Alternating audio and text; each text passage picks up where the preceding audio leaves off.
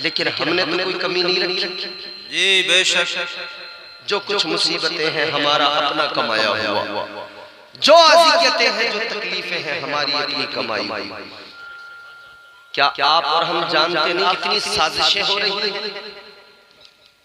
परवरदिगारे आलम ने कुरान मजीद में वादा कर लिया। अल्लाह ने फरमाया वमा कानल्लाहु लियुअज़्ज़िबहुम व अंत फीहिम। अल्लाह ताला ने फरमाया हबीब, जब तक तू उम्मत के दरमियान मौजूद है तेरी उम्मत पर अज़ाब नहीं आएगा। सुभान अल्लाह, माशाअल्लाह। अज़ाब नहीं आता, लेकिन हमने तो कोई कमी नहीं रखी। जी बेशक। जो कुछ मुसीबतें हैं हमारा अपना कमाया हुआ, जो अज़ियतें हैं, जो तकलीफें हैं हमारी अपनी कमाई हुई। आज ये जलसा दस्तार बंदी का है। कुरान मजीद मुकम्मल अपने सीनों में इन बच्चों ने हिफ्ज़ किया, अपने सीनों को कुरान से सजा लिया। क्या आप और हम जानते नहीं कि कुरान के खिलाफ कितनी साजिशें हो रही हैं? क्या आप और हम जानते नहीं कि आज दुनिया कुरान के लिए क्या क्या बोल रही है? पहले कहा गया कुरान की आयतें निकाल दो, कहा कि कुरान की कुछ आयतें जिन जिन लोगों को जो है इख्तिलाफ है वो निकाल दो। लेकिन हमने उस वक्त भी ऐलान किया, पूरी कौम ने कहा, तमाम मुसलमानों ने कहा, याद रखना दुनिया वालों, ये कुरान अल्लाह की किताब है, परवरदिगार का कलाम है, ताजदार मदीना पर नाज़िल हुआ कुरान मजीद। और अल्लाह ताला ने फरमा दिया इसकी हिफाजत मैं करूंगा। अल्लाह का कुरान मजीद में ऐलान है, इन्ना नहनु नज़्ज़लना ज़िक्रा व इन्ना लहू लहाफ़िज़ून। अल्लाह ताला ने फरमाया ये जिक्र बेशक हमने नाज़िल किया है और हम ही इसके मुहाफिज हैं। इसकी हिफाजत की जिम्मेदारी परवरदिगार की दुनिया बरसों से ठोक रही है।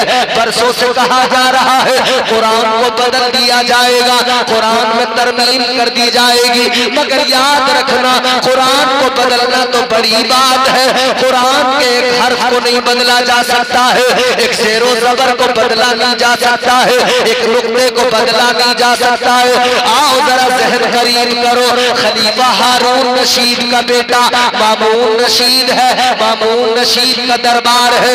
मामून रशीद के दरबार के अंदर, मामून रशीद के दरबार में एक यहूदी आ गया। यहूदी नौजवान आया, बहुत बड़ा पढ़ा लिखा आदमी है, बड़ा दानिश्वर है, ज़ी फ़हम है, ज़ी शऊर है। वो पढ़ा लिखा यहूदी आया, आने के बाद में उस यहूदी ने बड़ी अच्छी बातें की हैं, बड़े इल्म वाली बातें की है। मामून रशीद ने कहा, ऐ यहूदी नौजवान, तू इतनी अच्छी बातें करता है, इतना समझदार है, इतना पढ़ा लिखा है, इस दर्जा ज़ी शऊर है, तो फिर ये बता कलमा क्यों नहीं पढ़ लेता, मुसलमान क्यों नहीं हो जाता? तुझे इस्लाम समझ में आ जाना चाहिए, तुझे इस्लाम की अज़मतें समझ में आ जानी चाहिए, पैगम्बरे इस्लाम की अज़मतें समझ में आनी चाहिए। खैर उस वक्त में उसने कलमा नहीं पढ़ा, वापस चला गया। एक साल का वक्त गुजरा, एक साल के बाद में दोबारा आया और इस बार आया तो फिर कलमा पढ़ के आया, मुसलमान हो के आया, आका का गुलाम बन के आया, ताजदारे मदीना का उम्मती बन के आया। इस बार आया तो कुरान की अज़मतों पर बोलता हुआ आया, इस बार आया तो कुरान की अज़मतों पर तकरीर करने लगा। इस बार एक साल बाद में आया तो खलीफा मामून रशीद के दरबार के अंदर इस्लाम की अज़मतों पर तकरीर की, कुरान की अज़मतों पर तकरीर की। अपने बच्चों को कुरान का हाफिज बनाने वालों, अपनी किस्मतों पे नाज करो और जरा बात सलीके से तवज्जो से सुनो। आ गया दरबार के अंदर, कुरान की अज़मतों पे तकरीर करने लगा तो खलीफा मामून रशीद ने कहा, ऐ यहूदी नौजवान, तू कल तक यहूदी था, आज मुसलमान हो गया। कल मैंने तुझे दीन की दावत दी थी, कल तुझे इस्लाम समझ में नहीं आया, कल मैंने तुझे दीन की दावत दी थी, कल तुझे कुरान समझ में नहीं आया। आज क्या हो गया कि तुझे इस्लाम भी समझ में आ गया और तू कुरान का भी कायल हो गया। माशाअल्लाह। आज क्या हुआ जो तुझे कुरान समझ में आ गया, कुरान की असलियत समझ में आ गया। अब सुनना, ये उलमा बैठे हैं, ये सब रोजाना दरसगाहों में कुरान पढ़ते पढ़ाते हैं, ये सब मस्जिदों के मुसल्लों पे खड़े होकर कुरान सुनाते हैं। कुरान से मोहब्बत करने वाला जब इस यहूदी नौजवान से, जो आज मुसलमान हो चुका था, खलीफा मामून रशीद ने कहा था, क्या हुआ जो तूने कलमा पढ़ लिया, आखिर क्या हुआ जो तूने अब इस्लाम की अजमतों को समझ लिया। इसका जवाब सुनो। कहने लगा, खलीफा कल जब तुम्हारे दरबार में आया था, 1 साल पहले तुमने मुझे दावत दी थी, तुमने मुझसे कहा था इस्लाम को कबूल कर ले, ईमान ले आ। कहने लगा मैं चला गया था, मैंने कलमा नहीं पढ़ा था। कहने लगा जाने के बाद में मैंने एक काम किया। क्या किया? कहने लगा यहूदियों की जो किताब है तौरात, मैंने 2 नुस्खे तौरात के लिए। कहने लगा जो ईसाइयों की किताब है इंजील, जिसे बाइबल कहा जाता है, कहता है 2 नुस्खे मैंने बाइबल के लिए। का मैंने दोनों में तरमीम की, दोनों में बदलाव किया, दोनों में अपनी तरफ से घटाया बढ़ाया। तौरात में घटाया बढ़ाया, तरमीम की, उसके बाद में मैं लेकर गया तौरात के आलिमों के पास में, यहूदियों के पास में।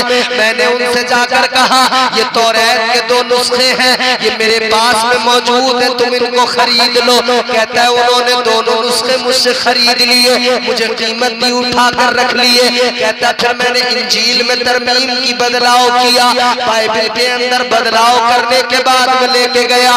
मैंने गिरजाघर के अंदर ईसाई पादरियों से कहा ये इंजील है, इसको खरीद लो। कहते उन्होंने भी कीमत में इंजील खरीद के रख ली। फिर कहने लगा मैंने कुरान के 2 नुस्खे लिए, मैंने उसके अंदर भी घटाया बढ़ाया, उसमें भी मैंने तरमीम की बदलाव किया। कहता फिर मैं एक मदरसे के अंदर पहुंच गया, एक मकतब के अंदर पहुंच गया, छोटे छोटे बच्चे वहां पर बैठे हुए कुरान पढ़ रहे थे। कहता मैंने आलिम साहब से जाकर कहा, मदरसे के मौलाना से जाकर कहा हजरत 2 नुस्खे कुरान के मेरे पास में है, आप इनको खरीद लीजिए, आप इनको अपने मदरसे में रख लीजिए। मौलाना साहब ने मुझसे कहा जरा ठहर जाओ, बैठ जाओ, तुम साहिब ईमान नहीं हो, जरा मुझे चेक करने दो, जरा ये नुस्खे जांच लेने दो। कहते उन्होंने एक छोटे से बच्चे को बुलाया और बच्चे को बुलाकर कहा बच्चे जरा चेक करके देख, कुरान मजीद जो लेकर आए हैं इन दोनों नुस्खों को जरा चेक करके देख कैसे है, दुरुस्त है कि नहीं है। कहता एक बच्चा छोटा सा आया, उसने कुरान ज़बानी पढ़ना शुरू किया, कुरान की आयतों को देखता गया और जैसे ही उसे तरमीम बदलाव नजर आया, कहने लगा उस्ताद जी ये कुरान मजीद के अंदर बदलाव किया गया है, इसके अंदर तरमीम की गई है। कहने लगा एक छोटे से बच्चे ने कुरान की अजमतों का ऐलान कर दिया, एक मदरसे में पढ़ने वाले छोटे से बच्चे ने मुझे समझा दिया और मैंने इस्लाम कबूल कर लिया, क्योंकि मुझे समझ में आ गया जिस कौम के छोटे छोटे बच्चे इस किताब को अपने सीने में बसा ले तो फिर कुरान मजीद को किसी की औकात नहीं है कि उसके ज़ेरो ज़बर को भी कोई बदल पाए। सुभान अल्लाह माशाअल्लाह अल्हम्दुलिल्लाह। छोटे छोटे बच्चे मदरसे में पढ़ने वाले, अभी बड़ों की तो जरूरत भी नहीं पड़ी, बड़े तो बाद में आकर बताएंगे। अभी तो एक छोटे बच्चे ने जांचा, उसने परख लिया और कह दिया कि ये दुरुस्त नहीं है। रमजान में हाफिज मुसल्ले पे खड़ा कुरान की तिलावत कर रहा है, पीछे एक हाफिज खड़ा है, गलती हुई इसने फौरन पीछे से लुकमा दिया, मतलब तुमने जो पढ़ा वो दुरुस्त नहीं, जो मैं बता रहा हूं उसको पढ़ो। इस्लाम की अज़मतों का ऐलान सारी दुनिया में चलने वाले मदारिस के छोटे छोटे बच्चे कर रहे हैं, मगर लोग समझते हैं कि कुरान को बदल डालेंगे, मिटा देंगे, न कुरान बदला जाएगा न इस्लाम बदला जाएगा। है कौले मोहम्मद कौले खुदा, फरमान न बदला जाएगा, बदलेगा जमाना लाख मगर कुरान न बदला जाएगा। ऐ लोगों, ये मुसीबतें जो आ रही हैं आने दो, बस तुम कुरान के मुहाफिज बन जाओ, तुम कुरान के सच्चे वफादार बन जाओ। ये मदरसों में जो कुरान पढ़ाया जा रहा है, आज हुकूमतें कोशिश कर रही है मदरसों में ताले लगाएंगे, मदरसों को बंद करेंगे, कोर्ट में फैसले लेकर आएंगे, मदरसा बोर्ड भी खत्म कर देंगे। कह रहे हैं मदरसे में किसी छोटे बच्चे को पढ़ने नहीं देंगे। हमें मामून नशीद का और उस दरबार का ये वाकया जब याद आता है, आज की हुकूमत की पॉलिसी समझ में आ जाती है। कल बड़े बड़े यहूदियों को छोटे छोटे बच्चों से खौफ था, आज भी तो हुकूमत थर्रा रही है। किससे थर्रा रही है? मदरसे में पढ़ने वाले इन छोटे छोटे बच्चों से हुकूमत थर्रा रही है। इन कुरान पढ़ने वाले बच्चों से हुकूमत कांप रही है, कह रही है इन छोटे बच्चों को कुरान न पढ़ने दिया जाए, इन छोटे बच्चों को मदरसे में न जाने दिया जाए। कहते 14 साल 15 साल की उम्र तक कोई बच्चा मदरसे में नहीं जाएगा, किसी को मदरसे में जाने की इजाजत नहीं होगी। ऐसा कानून बनाएंगे, कोई कुरान को नहीं पढ़ पाएगा, कोई मुस्तफा की हदीसें नहीं सुन पाएगा, न कोई पढ़ पाएगा। याद रखना, ये छोटे छोटे बच्चे, अब जरा बात को समझ लो, जब ये छोटे छोटे बच्चे बड़ी बड़ी हुकूमतों को हिला सकते हैं, तो फिर सारी कौम अगर कुरान पढ़ने लगे तो ये सारा जमाना हिल जाएगा। नाराए तकबीर, नाराए रिसालत, उलमाए अहले सुन्नत, जश्न दस्तार बंदी, सुभान अल्लाह, माशाअल्लाह। सच्ची किताब कुरान हमारे पास, सच्चा पैगंबर मुस्तफा करीम हमारे पास, सच्चा दीन इस्लाम हमारे पास, फिर क्या वजह कि हम मुसीबतों में, हम पसमानदगी में, क्या सबब? पहली चीज तो ये है कि हमने दुनिया की जिंदगी को तरजीह दी, दीन और उखरवी जिंदगी पर हमने दुनिया की जिंदगी को अहमियत दी। समझ में आ रही है भैया बात? माशाअल्लाह, सुभान अल्लाह। सुनेंगे थोड़ी देर या कर दें खत्म? समझ में आ रहा है तो सुने।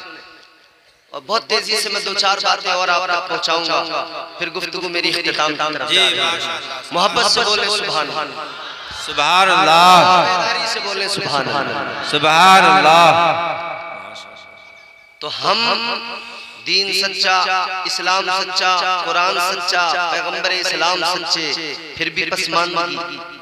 पहला रीजन ये कि हमने दुनिया की जिंदगी को आखिरत वाली जिंदगी पे अहमियत दे दी, तरजीह दे दी।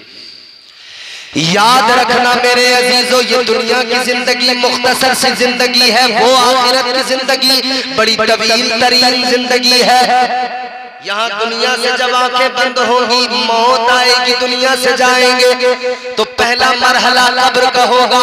और ये वक्त भी छोटा सा नहीं, ये भी बड़ा तवील वक्फा है।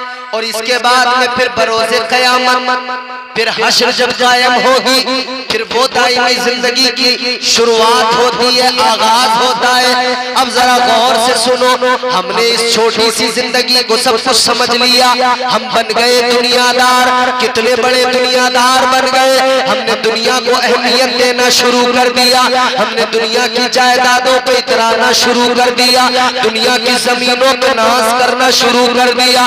कितनी जमीनें दुनिया की, ये भी जरा बात सलीके से सुन लो। किसी पर 100 बीघा जमीन है, किसी पर 50 बीघा जमीन है, वो इतरा रहा है। किसी पर उससे ज्यादा है, वो और ज्यादा मगरूर है। किसी पर 500 बीघा जमीन हो और ज्यादा मगरूर हो। कोई किसी मुल्क के अंदर हाकिम बन गया हो और ज्यादा मगरूर है। मगर याद रखना मेरे अजीजों, इधर कितनी जमीनें हो सकती है, कितनी जायदादें हो सकती है, मगर सुनो सुनो, इस जिंदगी को जरा एक साइड पर रखो। अब उस जिंदगी की बात कर लो, वो जो उखरवी जिंदगी है। अब आका का फरमान सुन लो, ताजदारे मदीना का ऐलान सुन लो।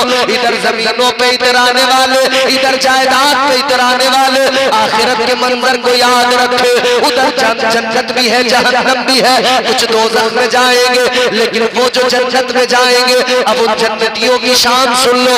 इधर जमीनों पे इधर आए 100 बीघा 200 बीघा पर, लेकिन सुनो सुनो मेरे आका ने फरमाया जन्नत के अंदर सबसे अदना, सबसे छोटा, सबसे बाद में जाने वाला जन्नती, जो सबके बाद में जाएगा, जो गुनाहगार था, सियाकार था, पहले उसे दोज़ख में भेजा गया, वो अपने गुनाहों की सजा काट के आया, फिर सबके बाद में, सबके आखिर में, सबके लास्ट में जन्नत में गया। मेरे आका ने फरमाया वो जो सबके आखिर में जन्नत में जाएगा, वो जो लास्ट जन्नती होगा, आखिरी जन्नत में जाने वाला, फरमाया मेरे आका ने इधर दुनिया की जमीनों पे इधर आने वालों, वो जो अदना आखिरी जन्नती है, उसे अल्लाह जन्नत में जो जमींदारी अता करेगा, जो अल्लाह मिल्कियत अता करेगा, उसके बारे में जरा सोचो। फरमाया मेरे मदनी करीम आका ने ये जो सारी कायनात है, सारी दुनिया की जमीन है, ये जो सारी खुशकी का इलाका दुनिया के अंदर जहां जहां आबादी है, ये जो सारी जमीन है, फरमाया मेरे आका ने इस जमीन के जैसे 10 गुना ज्यादा जमीन उस अदना जन्नती को अल्लाह ताला जन्नत में अता फरमाएगा। सुभान अल्लाह, माशाअल्लाह। इस दुनिया की पूरी कायनात की जमीन से 10 गुना ज्यादा, ऐसी 10 कायनात मिला लो शामिल कर एक अदना से जन्नती को इतनी जमींदारी। तो जब एक अदना से जन्नती की जन्नत में जमींदारी का ये आलम है, तो अब जरा गौर करो, फिर जन्नत के अंदर सिद्दीक़ अकबर की जमींदारी कितनी होगी, उमर फारूक आजम की मिल्कियत कितनी होगी, उस्मान ज़ुन्नूरैन की मिल्कियत कितनी होगी, मौला अली की मिल्कियत कितनी होगी। उस जन्नत के अंदर सरकारे इमाम हुसैन की मिल्कियत का क्या आलम होगा, सरकारे बगदाद हजरत सरकार गौसे आजम की मिल्कियत का आलम क्या होगा, हिंदुस्तान के राजा सरकारे गरीब नवाज की मिल्कियत का आलम क्या होगा।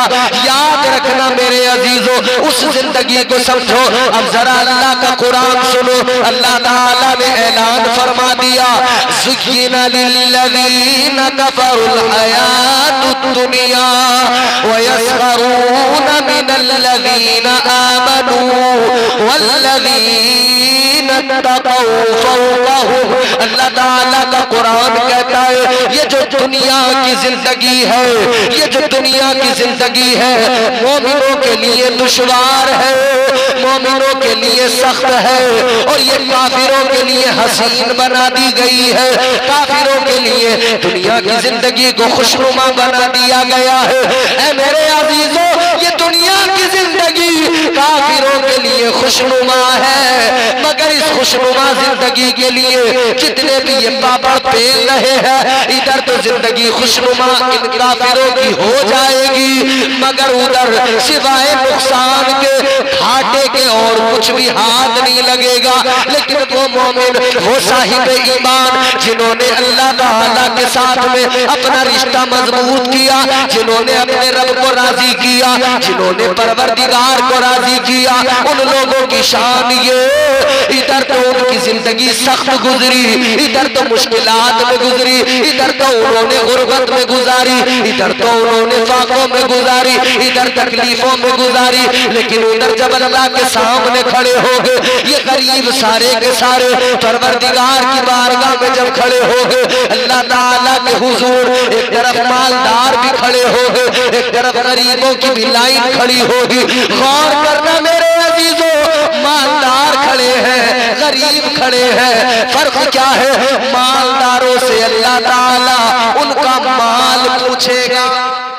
सुभान अल्लाह, माशाअल्लाह। भाई कितना कमाया, कहां से कमाया, कैसा कमाया, जायज नाजायज, हलाल हराम, अल्लाह माल पूछेगा कि नहीं? पूछेगा कि नहीं? ए बाबू इधर, अल्लाह पूछेगा नहीं माल?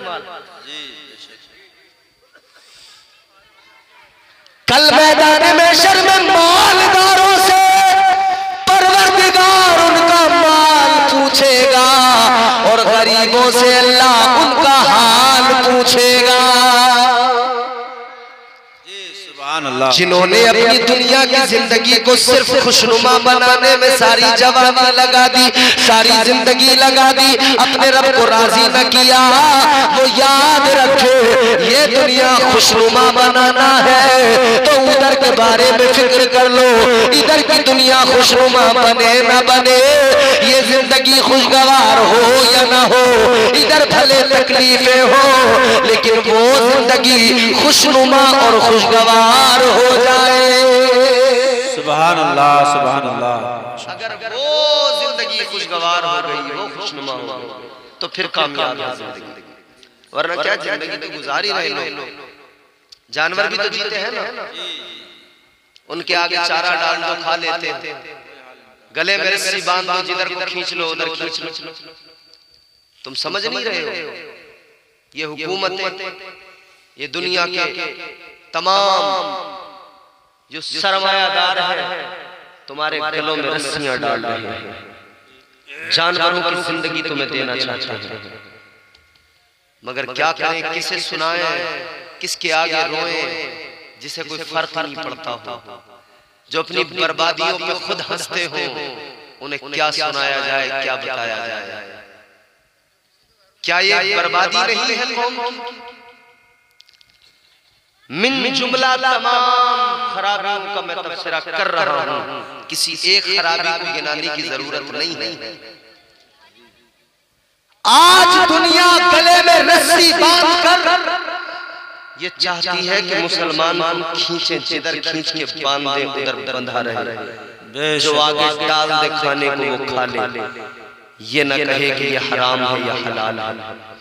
हम अगर कहें कि तुझे खिंजीर भी खाना है तो ये खा ले, हम अगर कहें तुझे शराब पीना है तो पी ले। मुझे बताओ, क्या मुसलमान शराब नहीं पी रहा? जी बेशक। क्या बताओ ये रस्सी नहीं डाली गई है गले में कि एक तरफ हुजूर का फरमान हो, हुजूर ने फरमा दिया हो वाज़ेह कि शराब कतई तौर पे हराम है, और दूसरी तरफ दुनिया खींच के रस्सी से और कह रही है कि पी ले पी ले पी ले, ये अच्छी चीज है, इसे तुझे पीने के बाद में बड़ी रंगीन दुनिया नजर आएगी। याद रखना मेरे अजीजों नौजवानों, तुम खास तौर पर जहन जरा करीब करो और अपने जहन बनाओ, अपनी जिंदगियां बदल डालो, वरना आज जमाना बड़ा खराब है, बड़ी मुश्किलात का सामना है। अजीब तमाशा है, जुल्म भी हम पे हो रहा है, आज हालत भी हमारी खराब है, बर्बाद भी हो रहे हैं। अपनी बर्बादियों पे कभी रोना भी नहीं आता, अपनी बर्बादियों पे खुश भी हो रहे हैं। अपनी बर्बादियों पे मुस्कुराने वाली कौम दुनिया की वाहिद कौम मुसलमान है, अपनी बर्बादियों के तमाशे पे हंसने वाली कौम दुनिया की वाहिद कौम मुसलमान है, वरना मजाल थी किसी की।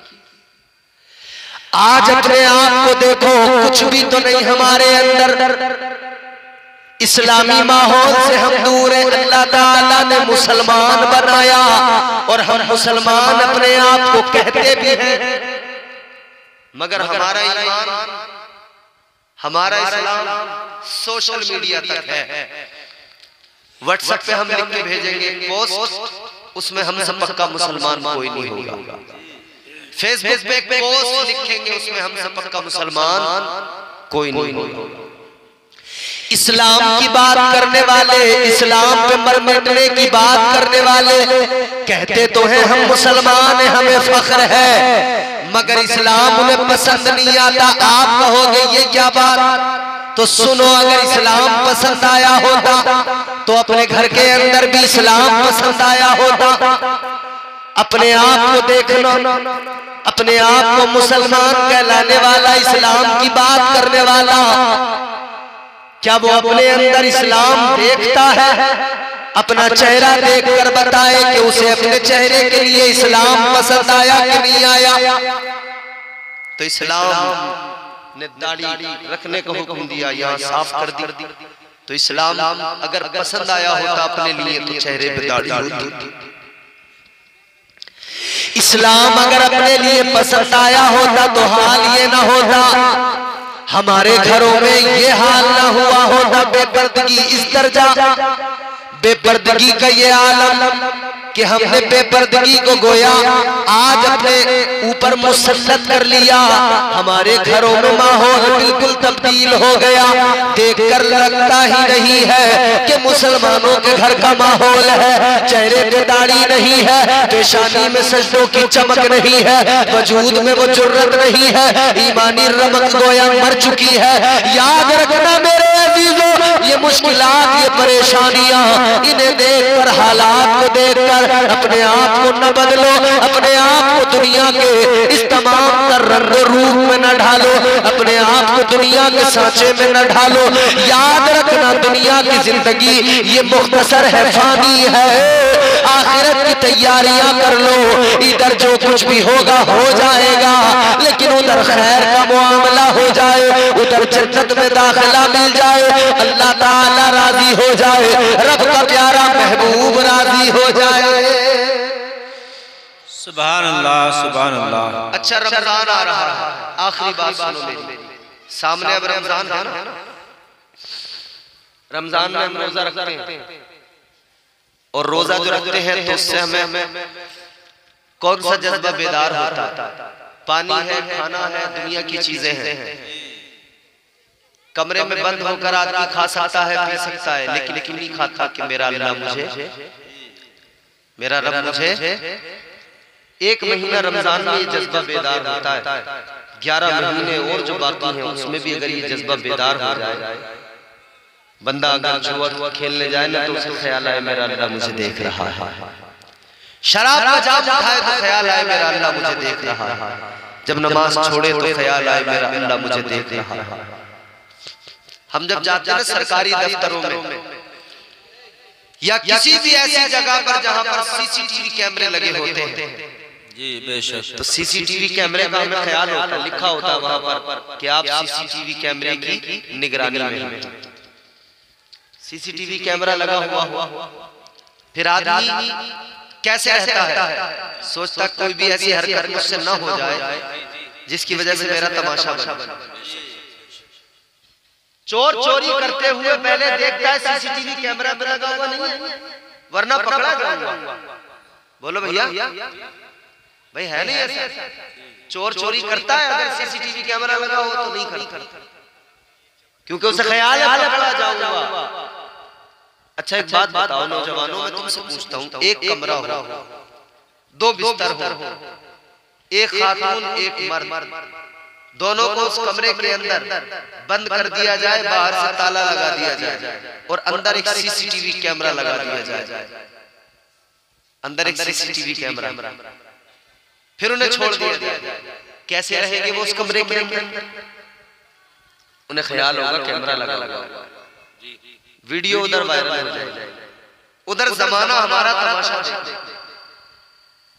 मर्द है, जवान है, मगर सिमटा हुआ बैठा होगा, खातून है, जवान है, मगर सिमट के बैठ जाएगी। किस लिए? सीसीटीवी कैमरा लगा, सीसीटीवी कैमरा। अजीब तमाशा है मेरे अजीजों, एक सीसीटीवी कैमरा लगा हो, उसका इतना खौफ होता है, इतनी फिक्र होती है कि बंदा कोई गलत काम नहीं करता।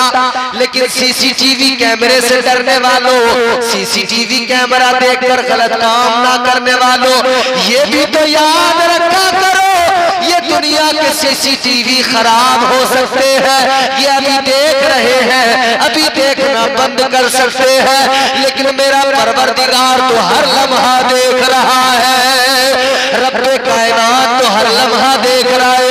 एक कैमरे से डरने वालों अपने परवरदिगार से भी कभी डर गए होते और ये सोच लिया होता कि परवरदिगार देख रहा है, मगर नहीं, वो जज्बा बेदार नहीं होता। वो जज्बा जिस दिन बेदार हो गया, समझो उस दिन बुराइयां जड़ से खत्म होने लगी। उस दिन बुराइयां जड़ से, 2 फरिश्ते अल्लाह ने मुकर्रर किए, किरामन कातिबीन, नेकियां लिखने वाला, बुराइयां लिखने वाला, दोनों मौजूद है, लिख रहे हैं अच्छे, डरे अल्लाह से। अपनी आखिरत के बारे में सोचें। दुनिया की जिंदगी को, अपनी मुसीबतों को देखकर हाय हाय तो हम करते हैं, मगर इस हाय हाय के दरमियान भी अपने रब को मनाना भूल जाते हैं। अच्छा ये बताओ, आपको समझ में आ रहा है जो मैं बोल रहा हूँ? साफ आवाज आ रही है माइक की, या कुछ इको वगैरह कम कराएं, साफ कराएं इसकी आवाज? आ रही है ना साफ? तो जरा मोहब्बत से बोलो सुभान अल्लाह। 15 मिनट आप जरा मुझे तैयार कर लो, तो फिर इंशाल्लाह मैं आपको खुद तैयार कर लूंगा। अल्लाह हमारा रब, उसके बड़ी अता है।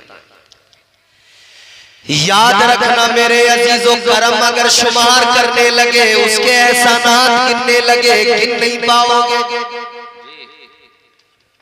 सांस आती है, सांस जाती है, सिर्फ इसी जुमले पे अगर गौर करने लगो ना, खुदा की कसम ये सांसों का निजाम ही समझा देगा कि असल खालिक, असल मालिक वही हमारा परवरदिगार है।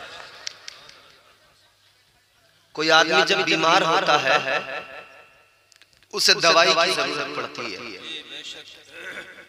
दवाई ना मिले तो मर्ज बढ़ता रहता है। मर्ज जब ज्यादा बढ़ जाए तो फिर जिंदगी कैसी दुश्वार हो जाती है आप जानते हैं। अगर मिसाल के तौर पर बुखार आ गया, गांव के डॉक्टर के पास गए, 20 रुपए की पुड़िया ली, दवाई लेके घर आए, दवाई खाई, चलो जी हो गया आराम। या कुछ लोग ऐसे होते हैं जो थोड़ा सा कुछ चीजों को जान गए होते हैं, समझ गए होते हैं, तो उन्हें पता होता है कि भाई डोलो खा लो काम हो जाएगा, पैरासीटामोल खा लो काम हो जाएगा, गैस की अगर दिक्कत है तो फिर पेंटाप्राजोल इस्तेमाल कर लो या DSR ले लो तो काम चल जाएगा। ये दर्द हो रहा है तो फिर सोचते चलो SP ले लो, ये तमाम टैबलेट्स उनको मालूम हो जाती है। लेकिन जब पानी सर के ऊपर जाए तो फिर बड़े डॉक्टर के पास जाना पड़ता है। गौर करो मेरे अजीजों, एक इंसान बल्कि एक हाजी साहब बीमार हुए, तबीयत खराब हुई। क्या तबीयत खराब हुई? हार्ट अटैक, सांसें रुकने लगी, धड़कनें ठहरने लगी। जब सांसें रुकने लगी, धड़कनें ठहरने लगी, बीमारी ज्यादा हुई। घर वाले जल्द उठाकर लेकर गए अस्पताल के अंदर। गांव के डॉक्टर ने कहा शहर में लेकर जाओ। शहर में जब लेकर पहुंचे, बड़े अस्पताल के अंदर एडमिट कर दिया गया। तो डॉक्टर ने कंडीशन देखी, सीरियस है मरीज, मशीन पे रख दिया, वेंटिलेटर मशीन। काम क्या है? सांस लेने में आसानी पैदा हो, वो मशीन ऑक्सीजन भी देती है, पाइप मशीन भी लगा दी जाती है। ये मशीनें इंसान की धड़कनों को काबू में रखती हैं, आसानी होती है सांस लेने में, ऑक्सीजन दिया करती हैं, आसानी होती है सांस लेने में। ताजदारे मदीना के गुलामों, जब अस्पताल के अंदर मरीज को एडमिट किया गया, हाजी साहब को वेंटिलेटर पर रख दिया गया, ऑक्सीजन भी दी जा रही है, पाइप मशीन भी लगा दी गई, दवाइयां भी मुसलसल दी जा रही है। सारा अस्पताल का सारा स्टाफ लगा हुआ है, सारा स्टाफ खिदमत कर रहा है। एक दिन गुजर गया, 2 दिन गुजर गए, 3 दिन गुजर गए। अब जरा तबीयत बेहतर हो गई, तबीयत को आराम आ गया, तो डॉक्टर ने तीसरे रोज कह दिया अब इन्हें छुट्टी दी जा रही है, हॉस्पिटल से डिस्चार्ज किया जा रहा है, अब घर पे जाए दवाएं खाते रहे, हफ्ते में मेरे पास आए, दिखाए, दवाई लेकर जाए, घर पे दवाई खाते रहे। डिस्चार्ज कर दिया गया, डॉक्टर ने डिस्चार्ज किया, तो फिर एक बिल भी बनाया। बिल का पर्चा जब तैयार हुआ, जब सारी फाइल तैयार हो गई, गौर से सुनना मेरी बात को, एक एक जुमला महफूज करके लेके जाना। जब फाइल तैयार हो गई, बिल का पर्चा उसके अंदर रख दिया गया। हाजी साहब के सामने बिल का पर्चा आया, जैसे ही उन्होंने देखा 1 लाख रुपए का बिल रखा हुआ है, आंखों में आंसू हुआ गए, दिल का पर्चा देखा तो रोने लगे। डॉक्टर ने रोता हुआ देखा तो कहने लगा, हाजी साहब क्या मामला है? शायद आपकी हैसियत से ज्यादा बिल बन गया, शायद आपकी औकात से ज्यादा बिल बन गया, शायद आप इतना दे नहीं पाएंगे। कहने लगा, आप बिल देख कर रोने लगे। इतना सुना तो हाजी साहब कहने लगे, ए डॉक्टर तेरा बिल देख कर नहीं रोया, तेरे बिल का पर्चा देख कर नहीं रोया। कहा फिर रोने की वजह क्या है? कहने लगे, ए डॉक्टर 1 लाख का बिल तो क्या, अगर 2 लाख का होता तब भी अल्लाह ने नवाजा है, आसानी से दे देता, लेकिन बात ये नहीं है। कहा किस लिए रोए? कहने लगे परवरदिगार का करम याद करके रोने लगा, अल्लाह की अताएं याद करके रोने लगा, अपने रब का फजल याद करके रोने लगा। डॉक्टर ने कहा बात क्या है समझाओ। हाजी साहब कहने लगे, 3 दिन मुझे आपके अस्पताल में रखा गया, 3 दिन तुम्हारे यहाँ मशीन पे रखा गया, तुम्हारी मशीन ने ऑक्सीजन दी है, तुम्हारे स्टाफ ने ख्याल रखा है, तुम्हारी मशीन ने दिल की धड़कनों को काबू में रखा है। कहने लगे, ए डॉक्टर 3 दिन तुम्हारी मशीन के जरिए तुमने मुझे ऑक्सीजन दी, 3 दिन मेरे दिल की धड़कनों का ख्याल रखा, 1 लाख का तुमने बिल बना के दे दिया। कहने लगे मेरी 60 साल की जिंदगी हो गई, 60 साल के अंदर हर दिन मैं सैकड़ों सांसें लेता हूँ, हर दिन मुझे हर सांस पर मेरा खुदा ऑक्सीजन भी दिया करता है, परवरदिगार मेरे दिल की धड़कनों को भी चलाता है, लेकिन मेरे खुदा ने आज तक मुझे कभी कोई बिल बना के नहीं दिया है। सुभान अल्लाह, सुभान अल्लाह।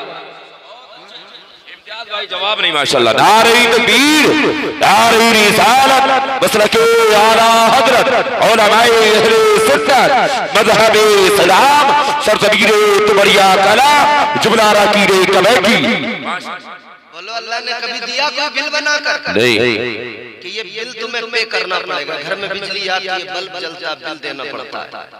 बोलो जी जी जी, हर चीज का बिल देना पड़ता है, लेकिन जिंदगी चल रही है, हाथ पैर काम कर रहे हैं, जी कान सुन रहे हैं, जबान काम बराबर कर रही है, मगर अल्लाह ने किसी चीज का कोई टैक्स, कोई बिल नहीं दिया, ये उसका कर्म नहीं किया। बेशक जी हम गर्दिश में कहा उसके मुकद्दर का सितारा, हो जिसको मयस्सर तेरी रहमत का सहारा, तन्हा है अकेला है तू यकता है अहद है, गैरत तेरी करती नहीं शिरकत को गवारा, हक ये है कि तुझ बिन कोई माबूद नहीं है तेरे सिवा कौन मददगार हमारा।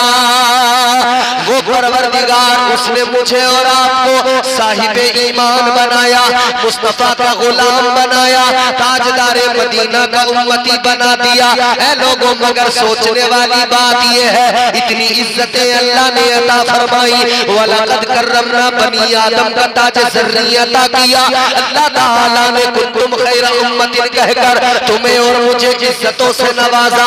अल्लाह ने इतनी इज्जतें अता फरमाई तो फिर क्या सबब है आज दुनिया के अंदर, आज हालात ये हो गए, आज जिस कौम को अल्लाह ने इज्जत दी आज दुनिया उसे जलील करने पे लगी है। अल्लाह ने जिस कौम को इज्जतों से नवाजा आज उसे जलील किया जा रहा है।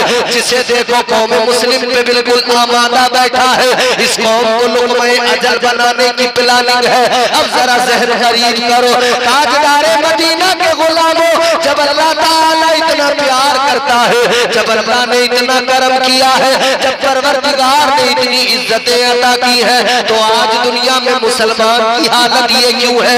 आज पसमानदगी मुकद्दर किस लिए बन गई? आज दुनिया में ये मामलात क्यों हो गए?